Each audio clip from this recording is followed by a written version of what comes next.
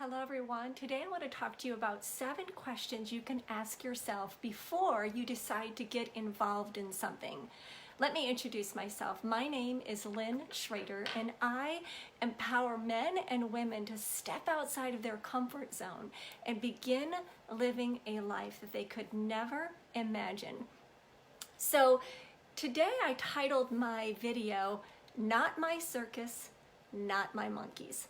I heard that saying on a radio show a long time ago, and it came back to me recently when I was cleaning out the house and I came across this little bitty lion, and which made me, this is my kids, which made me have a conversation with my kids about the time I took them to the circus and how hot it was inside this tent. And the thing is they don't remember anything. And I laugh to myself because the things that we do for our kids, but obviously they were too small to even remember the time when I took them to the circus. But that brought me back to this little lion and the title of my video, Not My Circus, Not My Monkees. You and I have a way about stepping into problems that we might not even be invited into. Not my circus, not my monkeys is another way to say it's none of your business. But I have this desire to be a problem solver. I want to fix things. And recently, are you like me, by the way? I believe that there are tons of us like this. I actually coach many people on this subject. And recently I realized that I was losing my peace of mind because I was trying to get involved in something that I shouldn't be involved in. And I needed to step away. I needed to get out of that ring because I wasn't the ringmaster.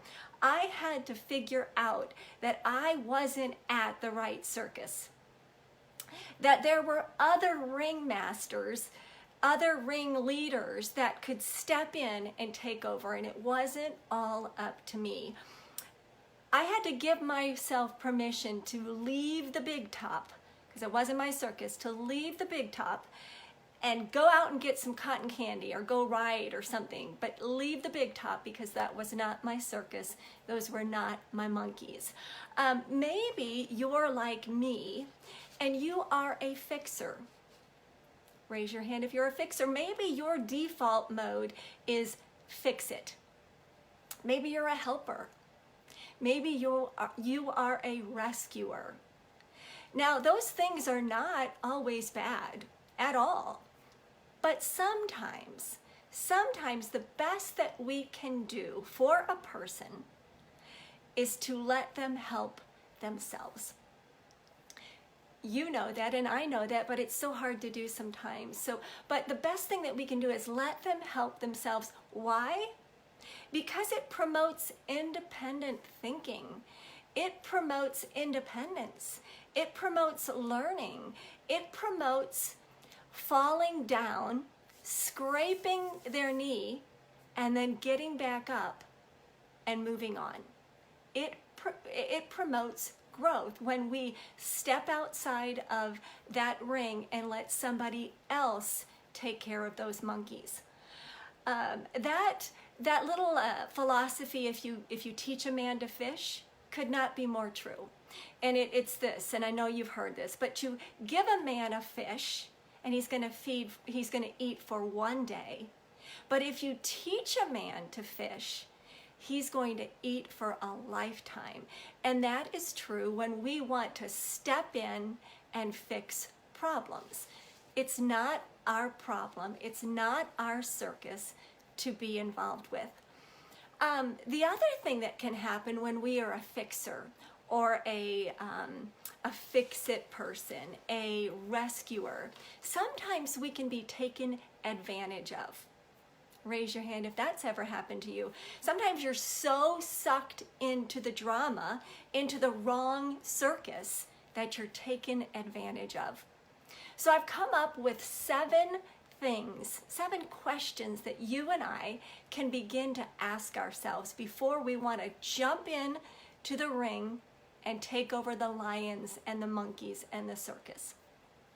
Number one is, does this, whatever this is, does this thing really involve me? Does it really involve me?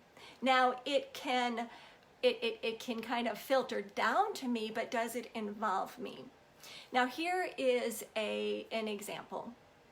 An example might be you have a son or a daughter that's decided they're going to start smoking, or maybe they're doing things and you know it's not good for them. Now we can express our desire for them to stop, but it really isn't what we're doing. It does not involve us.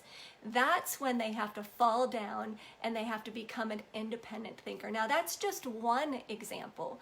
Maybe you have a family member who has a way of pushing your button and wanting you to be sucked in to whatever's happening. Does it involve you?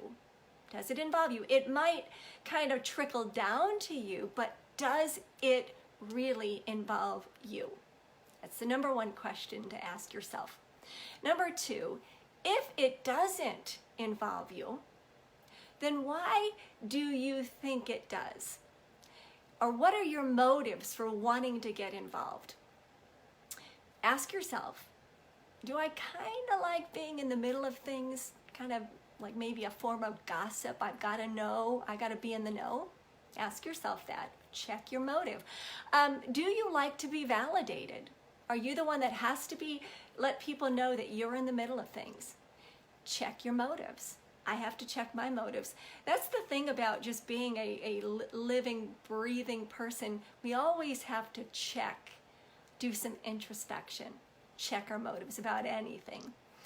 Number three is to ask yourself, what will it cost me if I jump right back into the ring and take over that circus? What's it going to cost me?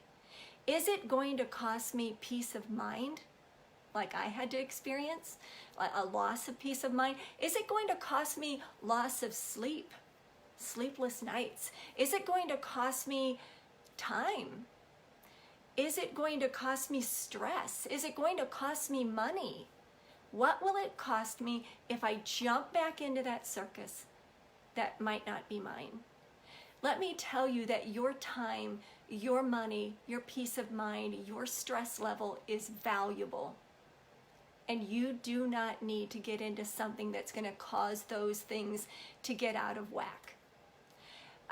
So number four, ask yourself this question: would I be depriving someone of growing or of hitting rock bottom if I jumped back into that circus ring and took over as the ringmaster? Remember, I said earlier, falling down and scraping our knees is important. And if I'm depriving somebody of that lesson, I've got to ask myself, am I doing them a disservice? Independent thinking, am I doing them a disservice if I'm doing the thinking for them? Number five, does this person or people even want my help? Or do I think they want it? Ask yourself that. Do they even want my help? You know, sometimes as a woman, I don't need my husband to solve my problems. I just want him to listen. So ask yourself, maybe those people or that person just wants you to listen to them.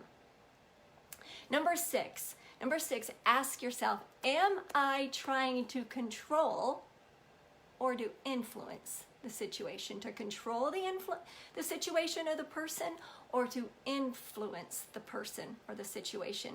When you control something, you make something happen because that's what you said. When you influence, you affect someone's thinking. Guys, that's what we want to do. We want to influence people. We want to influence what they're thinking. So check yourself and ask, am I controlling the person or am I influencing the person? Number 7, last one. Am I supporting and helping the person or am I enabling them? Very similar to the last one, but it's different. Am I supporting or enabling? When you enable somebody, when you enable someone, you are doing things for them that they should and could do on their own. So are you helping and supporting, or are you enabling? Those are questions to ask. Does this really involve me? If it doesn't, why do I think it does? What's it going to cost me? Would I be depriving someone of growing or hitting rock bottom? Does that person really want my help? Am I trying to control or influence? And the last thing is, am I trying to support, or am I trying to enable? Here's something to think about. It's a little quote that goes very nicely with the, it's not my circus, not my monkeys. You and I are not required to set ourselves on fire to keep other people warm. We're not required to set ourselves on fire to keep other people warm. Sometimes it's not our business. Sometimes it's none of our business, and we should stay out. I hope you got some value out of this video. If you did, please tag somebody and share it with them, or share it on your wall. I'd love to invite you to, if you are someone who, and actually all of us are, that need affirmations, that need someone to say to them, you're doing a great job. I have 7 days of affirmation that I can send you to your inbox. It would be a voice, my voice speaking to you some affirming words. If you're interested in that, I'm going to put the link in the comment section below. Thank you so much for watching. I appreciate it.